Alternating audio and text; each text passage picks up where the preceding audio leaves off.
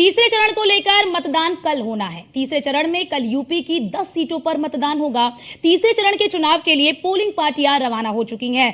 चुनाव आयोग के निर्देशानुसार चुनाव संपन्न कराने की कोशिश की जाएगी। चुनाव संपन्न कराने के लिए अधिकारियों ने कमर कस ली है। सुरक्षा के भी पुख्ता इंतजाम कर दिए गए हैं। संदिग्ध व्यक्ति और वस्तुओं पर पैनी नजर रखी जा रही है।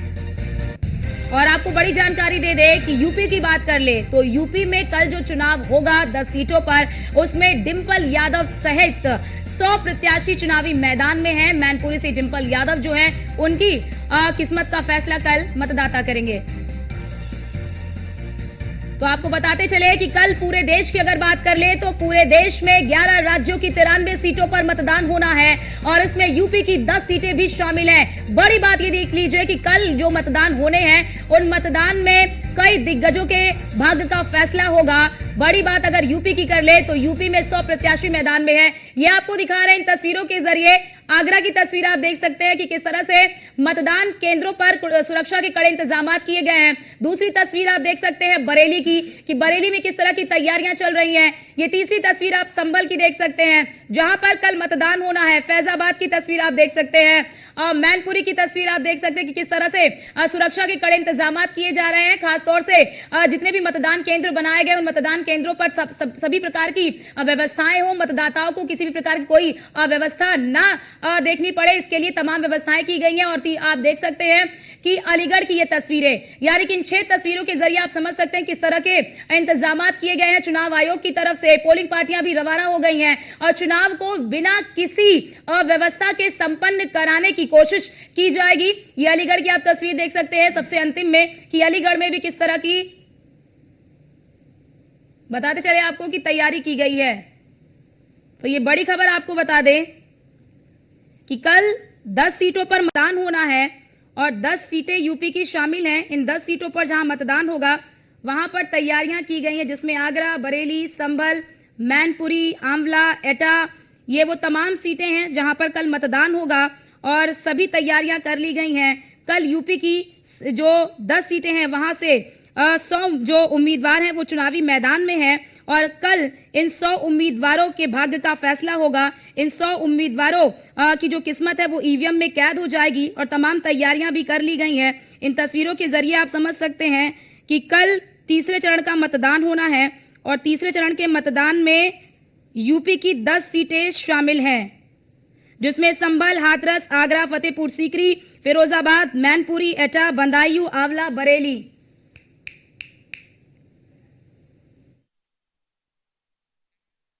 की तस्वीर भी दिखा रहे हैं।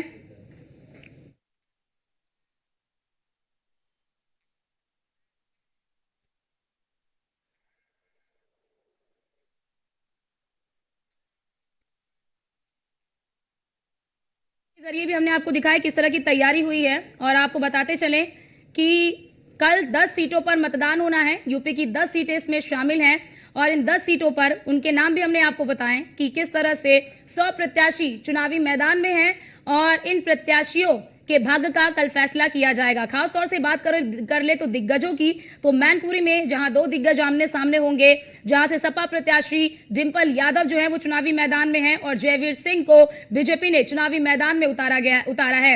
ये तस्वीरें भी आप देख सकते हैं कि किस तरह से जो मतदान केंद्र है, मतदान केंद्र पर किस तरह की व्यवस्थाएं की गई हैं। अगर आप इन 10 सीटों को देखेंगे तो इन 10 सीटों पर बीते चुनाव में, यानी कि 2019 के चुनाव में अधिकतर सीटों पर बीजेपी ने जीत हासिल की थी और इस बार भी बीजेपी की कोशिश इसी तरह की रहने वाली है। और अब ऐसे में फिलहाल 4 जून को जब परिणाम आएंगे तो पता चलेगा कि आखिरकार किसके खाते में कितनी सीट गई है। लेकिन कल दिग्गजों के भाग्य का फैसला होना है। पूरे देश की अगर हम बात कर ले तो एक तरफ कल गुजरात की 25 सीटों पर भी मतदान होगा, जिसमें गांधीनगर से गृह मंत्री अमित शाह जो हैं वो प्रत्याशी हैं।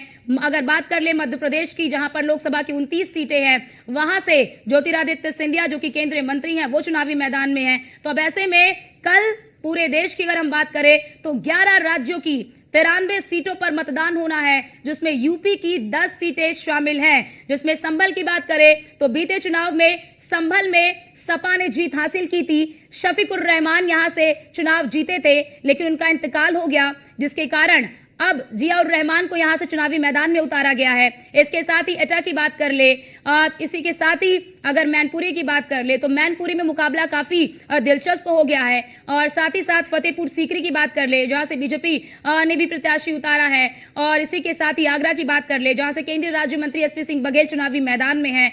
और इसी के साथ ही अन्य वो तमाम सीटें जो 10 सीटें जिनका जिक्र भी हम आपके साथ कर रहे हैं, उन 10 सीटों पर कल मतदान होना है। मतदान कुशल पूर्वक संपन्न हो जाए, मतदाताओं को कोई भी दिक्कत ना हो, किसी प्रकार की कोई अव्यवस्था ना हो, इसका खासा ख्याल चुनाव आयोग की ओर से रखा जा रहा है। और एक बड़ी चुनौती जो इस वक्त है वो ये है कि मतदान प्रतिशत को कैसे बढ़ाया जाए। मतदाताओं को घर से निकालने के लिए, मतदाताओं को मतदान केंद्रों तक लाने के लिए तमाम तरह के, आपने देखा होगा कि चुनाव आयोग की तरफ से कैंपेन भी चलाए जा रहे हैं।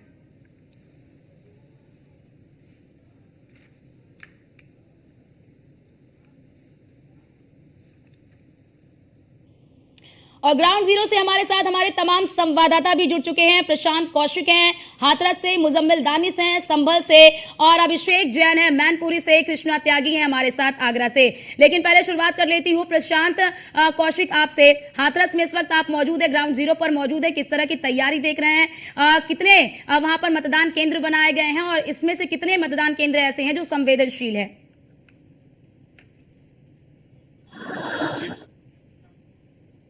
प्रशांत, आवाज आ रही है आपको? तो चलिए, शायद उन तक आवाज नहीं पहुंच पा रही है। मुजम्मिल दानिश हमारे साथ जुड़ चुके हैं संभल से। मुजम्मिल, अगर हम बात कर ले संभल की, तो संभल में किस तरह की तैयारी आप देख रहे हैं? कल मतदान होना है यहाँ पर भी,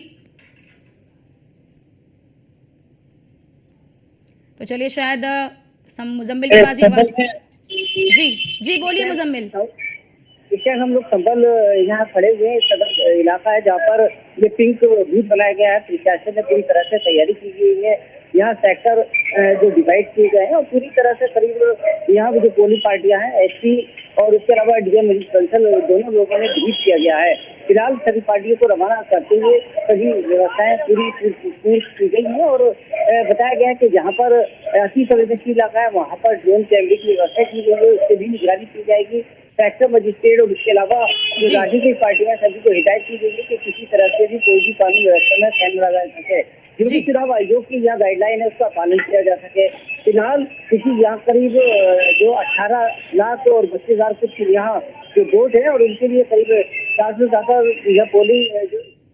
बिल्कुल बिल्कुल, आप हमारे साथ बने रहिए। हमारे साथ कृष्णा त्यागी भी आगरा से बने हुए हैं। कृष्णा, बात कर ले आगरा की, तो आगरा में किस तरह की तैयारी आप देख रहे हैं, क्योंकि पोलिंग जो पार्टियां हैं वो भी रवाना हो चुकी हैं? इस प्रकार आगरा की लोकसभा चरण के तीसरे चरण में मतदान होना है तो लेकर सभी पार्टी आज यहाँ पर पोलिंग पार्टियां रवाना हो रही है। आप पीछे की तस्वीर देखेंगे तो यहाँ पर आज पोलिंग पार्टी यहाँ से रवाना हो रही है। 3695 पोलिंग पार्टी बनाई गई है, जिसमें मतदान केंद्र की बात करें तो 1731 मतदान केंद्र बनाए गए हैं और 3695 मतदेय स्थल बनाए गए हैं। और पूरे यहाँ पर कल के चुनाव के लिए 32 पीएससी, पैरामिलिट्री फोर्स, 2 कंपनी के पीएससी तो सहित तमाम फोर्स यहाँ पर लगाई गई है। तरसरी रेखा की बात है, तरसरी सुरक्षा लगाकर यहाँ पर चुनाव संपन्न कराने की पूरी तैयारी की गई है। सबसे महत्वपूर्ण बात यही है कि जिस प्रकार जो पोलिंग पार्टी की चुनाव की बात करें तो चुनाव को वोटिंग परसेंटेज को बढ़ाने के लिए आगरा प्रशासन ने पूरी तरह से कैंपेन किए हैं। कई प्रकार के यहाँ पर जो नुक्कड़ नाटक के माध्यम से लोगों को समझाने का प्रयास किया है। तो निश्चित तौर से कह सकते हैं जिस तरह से जो आगरा प्रशासन की तैयारी है लोकसभा चुनाव को लेकर वोटिंग परसेंटेज पर काफी विशेष ध्यान दिया गया, क्योंकि लगातार जिस तरह से देखा गया तो जो यहाँ पर चुनाव में भी हमने देखा कि जहाँ पर वोटिंग परसेंटेज कम रहा, उसको लेकर आगरा प्रशासन ने पूरी तैयारी की और यहाँ पर लगातार वोटिंग परसेंटेज बढ़ाने के लिए काफी मशक्कत करनी पड़ रही थी। जी, आगरा अगर हम बात कृष्णा अगर हम बात कर ले या आगरा की, तो आगरा से कुल कितने प्रत्याशी चुनावी मैदान में उतरे हुए हैं? आगरा के लोकसभा सीट पर 9 प्रत्याशी मैदान में हैं और उसके अलावा जिस तरह से फतेहपुर सीकरी की बात करें तो 11 प्रत्याशी मैदान में हैं। तो यहाँ पर बात करें आगरा में करीब 35,95,000 जो मतदाता हैं जो अपने भाग्य का फैसला जो अपने प्रत्याशी की भाग्य का फैसला करेंगे और सुबह 7 बजे से ही वोटिंग शुरू हो जाएगी और शाम से 6 बजे तक ये प्रक्रिया चलेगी।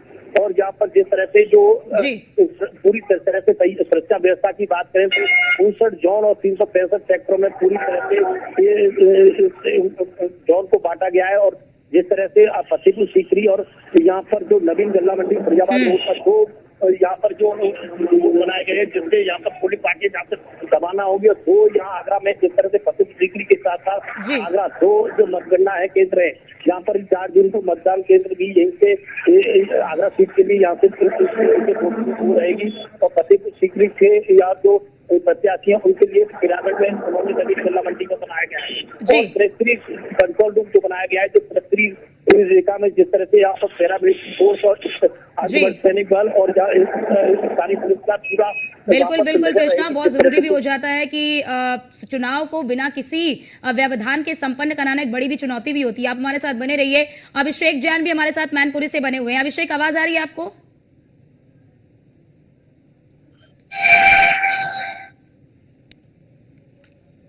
तो शायद अभिषेक तक आवाज नहीं पहुंच पा रही है। दानिश मुजम्मिल दानिश भी हमारे साथ लगातार बने हुए हैं।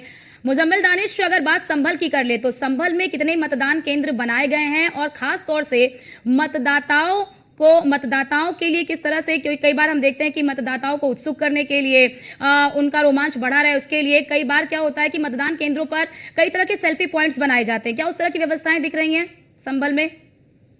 यहाँ संभल में एसपी कुलदीप रावत और डीएम मनीष बंसल दोनों ने व्यवस्था किया गया क्योंकि जहाँ मैं बूथ पर वो पिंक बोर्ड बनाया गया है लोगों को लुभाने के लिए, कोशिश के लिए सेल्फी पॉइंट जगह जगह बनाए गए हैं ताकि लोगों को अपील की गई है कि ज्यादा वोट डालें। यहाँ पर 1648 जिस तरह से संभल में बूथ बनाए हैं, उसके अलावा जिस तरह से 1815 यहाँ पार्टियां हैं, करीब 14 जोनों में बांटा गया और 142 सेक्टर अधिकारी इसको देखेंगे और मतदान के लिए करीब 6592 कर्मचारी लगाए ड्यूटी पर लगाए हैं और पूरी तरह से मुख्यालय से इनको रवाना किया गया है। फिलहाल सभी की व्यवस्था पूरी जलपान और उसके अलावा जो ठहरने की व्यवस्था की गई है, सभी राजनीतिक पार्टियों से अपील की गई है कि किसी तरह से भी शांति व्यवस्था में कोई भी अगर यहाँ स्टैंड लगाता है उसको सख्त से सख्त कार्रवाई की जाएगी। फिलहाल सभी को ब्रीफ करते हुए ड्यूटी लगा दी गई है और सभी लोग अपने अपने यहाँ बूथों पर पहुंच गए हैं। फिलहाल पूरी व्यवस्थाएं देख रहे हैं, लगातार निगरानी रखी गई है। जो सेक्टर मजिस्ट्रेट है वो जगह जगहों पर देखकर अगर किसी कर्मचारी जैसे यहाँ बूथों पर कर्मचारी पहुंचे हैं उनसे पूरी व्यवस्थाएं पूछी जा रही है, जो कमियां है उनको पूरा किया जा रहा है। फिलहाल शांति व्यवस्था और उसके अलावा पूरी ब्रीफ करते हुए अधिकारियों ने यहाँ पार्टियां रवाना करते हुए यहाँ पर पूरी मुस्तैद है और पूरी शांति व्यवस्था से यहाँ वोट डालेंगे। लगभग मैं आपको बताता चलूं कि संभव में समाजवादी पार्टी का गढ़ है, लेकिन यहाँ सांसद डॉक्टर शत्रुघ्न बरसे अब उनके पोते जो पर समाजवादी पार्टी से है, भाजपा से परमेश्वर लाल सैनी है और इधर जो है फिलहाल भाजपा और सपा में दोनों में यहाँ पर टक्कर रहेगी। अब देखते हैं कौन किस तरह से मतदाता। बिल्कुल बिल्कुल मुजम्मिल, क्योंकि संभल भी हमने देखा था कि बीते चुनाव में यहाँ से सपा ने जीत दर्ज की थी। आप हमारे साथ बने रहिए। अभिषेक जैन हमारे साथ मैनपुरी से बने हुए हैं। अभिषेक, बात कर ले मैनपुरी की तो ये सपा का गढ़ है और इस बार मुकाबला भी काफी टक्कर का है। यहाँ पर किस तरह की व्यवस्थाएं की गई हैं, कितने जो है कि पोलिंग बूथ बनाए गए हैं, कितने मतदान केंद्र बनाए गए हैं और मतदाताओं को प्रेरित करने के लिए किस तरह की व्यवस्थाएं की गई हैं? बिल्कुल, अगर लोकसभा चुनाव की अगर बात करें तो मैनपुरी का जो चुनाव है वो काफी ज्यादा अहम होता जा रहा है क्योंकि जो तीसरे चरण का चुनाव है और तीसरे चरण में यानी कि कल यहाँ पर वोटिंग होनी है और वोटिंग को लेकर शासन प्रशासन इस बार पूरी तरीके से अलर्ट है। तैयारियां भी लगभग पूरी तरीके से अगर यहाँ पर अगर मतदान केंद्रों की बात करें तो पूरे लोकसभा क्षेत्र में 1603 मतदान केंद्र और साथ ही साथ 2098 मतदान बनाए गए हैं, जिनको लेकर जो पोलिंग पार्टियां हैं वो आज सुबह से ही नवीन प्रतिनिधि स्तर से उनको रवाना कर दिया गया है। जिनको जहां ड्यूटी लगाई गई है वो लगातार पहुंच रहे हैं और अपनी व्यवस्थाओं को संभालने की पूरी तैयारियों में लगे हुए हैं। अगर सुरक्षा की अगर बात करें तो सुरक्षा को लेकर मैं भी जो शासन प्रशासन है वो पूरी तरीके से अलर्ट है। पैरामिलिट्री फोर्स को भी लगाया गया है। साथ ही 2 अन्य कंपनियों के फोर्स को भी यहाँ पर तैनाती की गई है, क्योंकि अगर मेहनती के चुनाव की बात करें तो मेहनती में जो चुनाव है वो काफी ज्यादा दिलचस्प है, क्योंकि इस बार जो समाजवादी पार्टी का गढ़ कहा जाता है तो उसको भेदने के लिए जो भारतीय जनता पार्टी है भरसक प्रयास करी है। तो कहीं ना कहीं सुरक्षा की दृष्टि से मेहनती इस बार काफी ज्यादा अहम माना जाता है। उसको लेकर लगातार जो है जो स्थिति मजिस्ट्रेट है, डीएम है, निर्वाचन अधिकारी है और तमाम जो अधिकारी हैं वो लगातार ब्रीफिंग कर रहे हैं, केंद्रों पर पहुंचकर जानकारी दे रहे हैं, ताकि जो जिनकी ड्यूटी भी लगाई गई है उनको किसी भी तरीके की परेशानी ना हो। साथ ही जो मतदाता जो कल सुबह से घरों से बाहर निकलकर वोट करने के लिए पहुंचेंगे उनको किसी भी तरीके की परेशानी ना हो, लगातार लोगों को जागरूक कर दिया जा रहा है। क्योंकि पिछले 2 फेज में देखा गया जो मतदान का जो स्तर था वो काफी कम रहा, लेकिन इस बार तीसरे फेज में उसको कैसे बढ़ाया जा सके, मेहनती का जो है वो अधिक से अधिक वोटर कैसे घरों से बाहर निकले और वोट करने के लिए पहुंचे, तो इसके लिए भी लगातार शासन प्रशासन पूरी तैयारियां कर चुका है और लगातार उस पर ध्यान भी दिया जा रहा है। जी, आप हमारे साथ बने रहिए अभिषेक। प्रशांत कौशिक भी हमारे साथ हाथरस से बने हुए। प्रशांत, हाथरस में किस तरह की तैयारी की गई है, कितने पोलिंग बूथ बनाए गए हैं, कितने मतदान केंद्र बनाए गए हैं और हाथरस में मतदाताओं की संख्या क्या है? जी बिल्कुल, जैसा कि मैं आपको बता दूं कि हाथरस में आज यहाँ एमजी पॉलिटेक्निक पर पोलिंग पार्टियों को रवाना किया जा रहा है। अभी कुछ ही देर में सारी पार्टियां यहाँ से रवाना हो जाएंगी।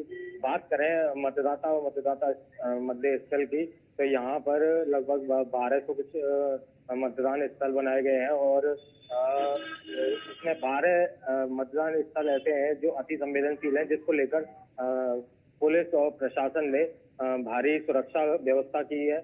और बात करें मतदाताओं के रुझाने की, तो जो प्रशासन है पहले से ही जो ई रिक्शा से अलॉटमेंट करा रहे हैं मतदाताओं को जागरूक करने के लिए, बार बार लोगों को कि वोट दीजिए और अपना वोट मत खोइए। वहीं दूसरी ओर देखा जाए तो सुरक्षा व्यवस्था के पूरे इंतजाम किए गए हैं। जो भी मतदान स्थल बनाए गए हैं उन पर मतदाताओं को लुभाने के लिए सेल्फी पॉइंट वगैरह जैसी सुविधाएं यहाँ प्रशासन द्वारा दी गई हैं।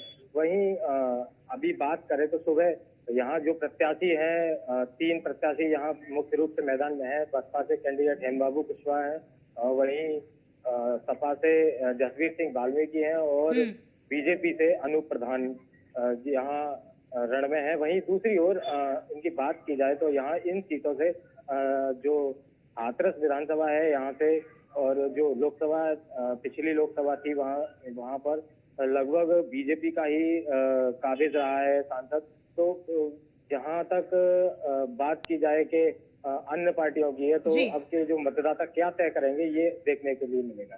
बिल्कुल बिल्कुल, आप प्रशांत बने रहिए। मुजम्मिल दानिश भी हमारे साथ संभल से बने हैं। मुजम्मिल, अगर हम बात संभल की कर ले तो बीते चुनाव में हमने देखा था कि शफीकुर रहमान यहाँ से जीते थे, लेकिन इस बार उनका इंतकाल हो गया और उनके इंतकाल के बाद हमने जनाजे में देखा कि किस तरह का जन सैलाब उमड़ा था। क्या लगता है कि इस बार वो सहानुभूति लहर चल रही है संभल में और सपा के लिए कितनी अनुकूल परिस्थितियां हैं? मैं आपको बता दूं कि जिस तरह से लगातार शुक्रवार वर्ष यहाँ मुस्लिम धर्म शहर था और इसके अलावा जिस तरह से यहाँ पर जनाजे में दाखिल लोग संदेश हुए थे और उससे ज्यादा आए थे, तो कहीं ना बात की जाए तो वो जौहर रहमान वर्ष को उसे कहीं डॉक्टर वर्ष के खेलने को और उनकी विरासत को संभालने के लिए जौहर रहमान वर्ष को किया गया है। फिलहाल किसी 1,20,000 वोटों से पिछली बार डॉक्टर शफीकुर रहमान वर्ष में जीत हासिल की थी। फिलहाल क्योंकि यहाँ पर बड़ी बात ये थी कि संबंध में जो सदर विधायक है इकबाल महमूद, उसे लगातार डॉक्टर वर्ष के जब से चुनाव था दोनों परिवारों में प्रतिनिधित्व रहता था और दोनों एक ही पार्टी में रहते हुए अलग अलग रहते थे। लेकिन फिलहाल क्योंकि इकबाल महमूद और अब दोनों लोगों ने और इकबाल महमूद के निवास पर पहुंचकर गले मिले हैं और दोनों लोगों ने अब क्या प्रचार करना, इसका भी असर समाजवादी को कहीं ना कहीं फायदा पहुंचेगा। जो बीच में जो दरार आ रही थी वो भी खत्म हुई है और दोनों में जो 5 दशक से दोनों की दुश्मनियां चल रही थी वो खत्म हुई है।